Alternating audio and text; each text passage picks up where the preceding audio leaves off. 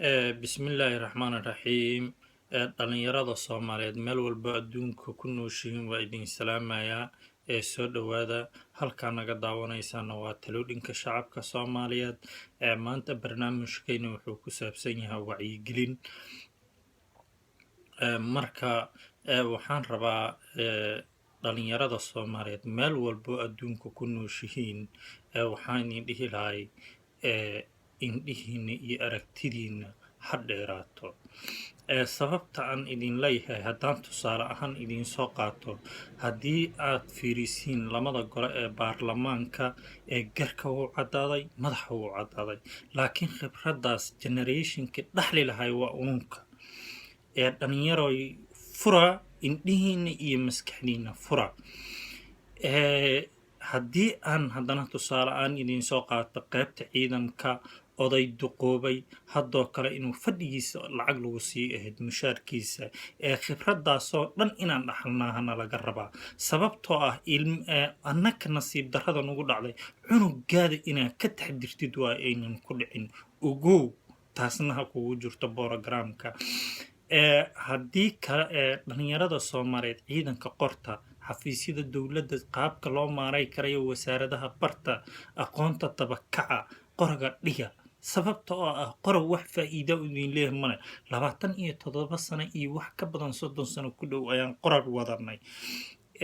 Taas ayaan idinkugu baaqi lahay.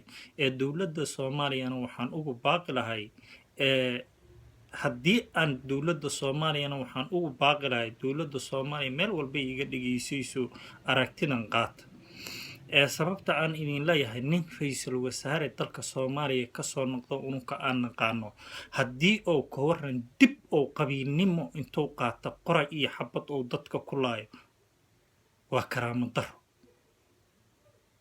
kow nin ra'iisul wasaarihii Soomaaliya nasiib iyo jaanis u helay in uu inta qora haasto uu ciidamada shisheeye uu dalkiisa keeno waa nasiib daro.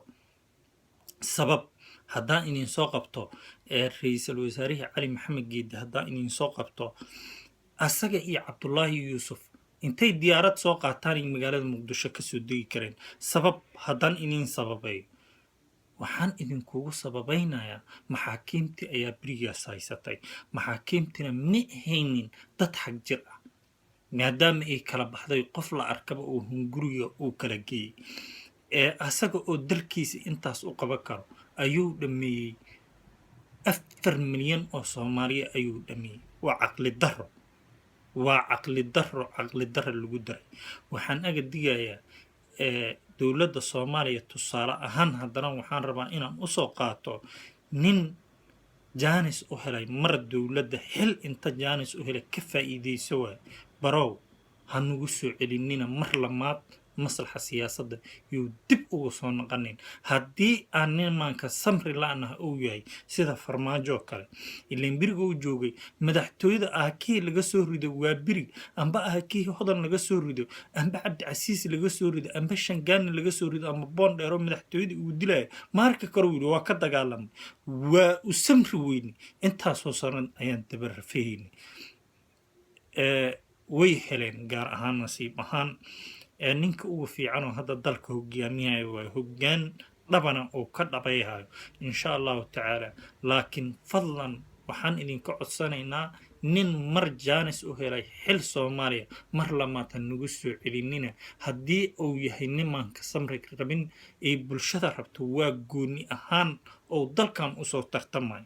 laakiin idinkoo xilka haysaan dhalinyarada Soomaaliyeed jaamacadaha ka soo baxday intaasoo oo ma arkinoo documentary wataan oo aqoonta leh si wadanka u faa'iideeyaan.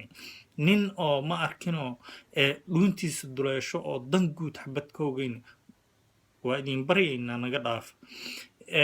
intaas haddaan kusoo koobo ugu dambayn gobollada Soomaaliya waa taqaaniin isteedada Soomaaliya qaarkood waxaa jiraan madax aanan u qalmin oo ku yimideen qabiil la shaqeeya taad aga bixi kartaan inaa hadda ku qaylisaan maaha laakiin waa in aad la shaqaysaan si aad biri ka maalin aad kursigaas ugu fadhiisatay sababta aan ku dhahay waxay tahay ninka dalkan wax u qabtay dadka kale waa laga yaqaan kursigan waa magacuyaal laakiin ninka karti leh oo wax qaba karo dadka waa laga yaqaan taas ayaa idiin wadaagaya dhalinyarada Soomaaliyeedna meel walba adduunka ku nooshiin buugya qalin qaata wax barta inta ka soo hirtana dawladda la shaqeeya ee hal ciidan ka qorto hal xafiiska ka shaqeeyo iyo shacabka gaar ahaan hooyooyinka oo aan ma arkaan soo xasuusto oo baarki xanuun qaabka ay dalkooda ku maareeyaan